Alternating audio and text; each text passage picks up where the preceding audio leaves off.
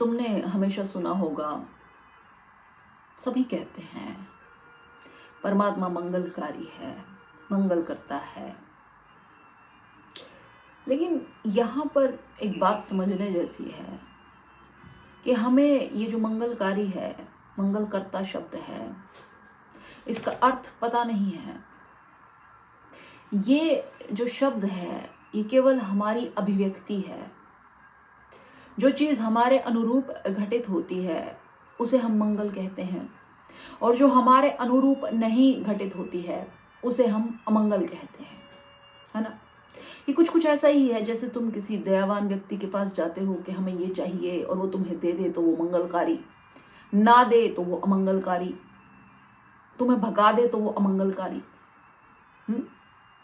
लेकिन ये जो परम ऊर्जा है, इसके बारे में ऐसा कहना ये गलत है, क्योंकि ये ऊर्जा, ये जो ब्रह्म है, ये केवल अपने स्वरूप के अनुसार, अपनी सरलता के अनुसार, अपनी सहजता के अनुसार, अपनी असलियत के अनुसार बह रही है। और उसमें जो कुछ घटित हो रहा है सो हो रहा है।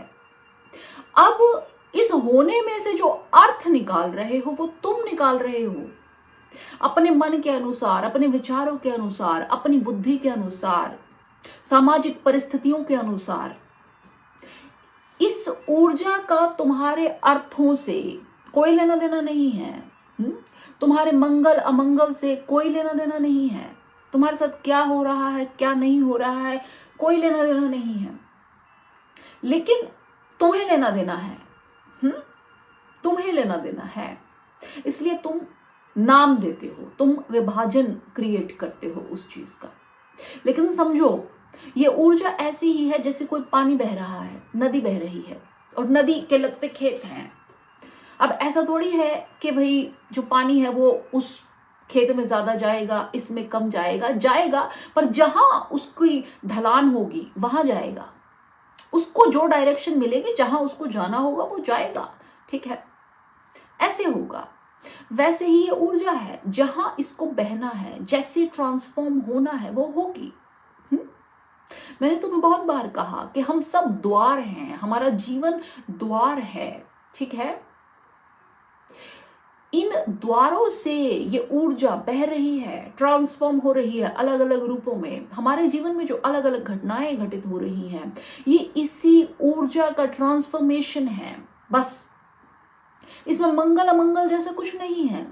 हाँ, जो तुम्हारे पक्ष की बात होती है उसे तुम मंगल कहते हो, जो तुम्हारे हक की बात नहीं होती है उसे तुम अमंगल कहते हो, क्योंकि तुम हर बात को केवल अपने से जोड़ के देखते हो।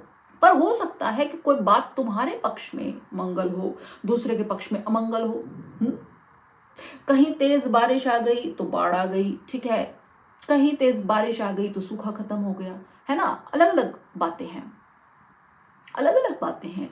परिस्थितियों के अनुसार मंगल और अमंगल का विभाजन है, व्यक्तियों के अनुसार, उनकी अपनी जरूरतों के अनुसार।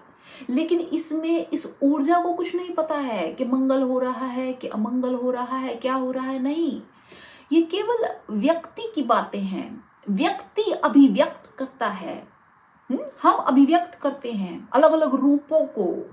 लेकिन ये जो परम ऊर्जा है, ये परम शक्ति है, ये केवल शक्ति है, और उस शक्ति का संचार हो रहा है भिन्न भिन्न आयामों में, है ना।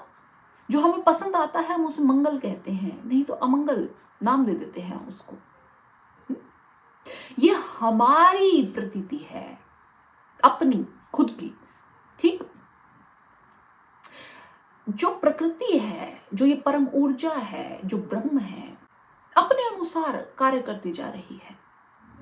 जितना हम इसकी लय में हैं, हमने अपने आप को सरल ढीला छोड़ दिया है बिना किसी रेजिस्टेंस के, है ना, उतना हम सुख अनुभव करते हैं, उतना हम बोझिल नहीं महसूस करते, हम हल्का महसूस करते हैं, क्योंकि हम महसूस करते हैं कि जो हो रहा है सो हो रहा है ना। उतना हम आनंद में हैं, उतना हम सुख में हैं।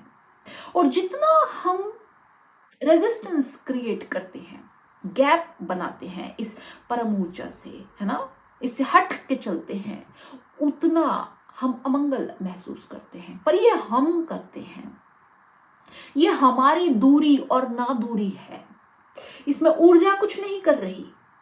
ठीक है, तो जब तुम ये महसूस करने लगो कि सब सुख में है, तुम शांत हो, तुम हल्के हो, तुम पर बोझ नहीं है, तुम ऊर्जा में हो, तब तुम उस ऊर्जा के साथ चल रहे हो।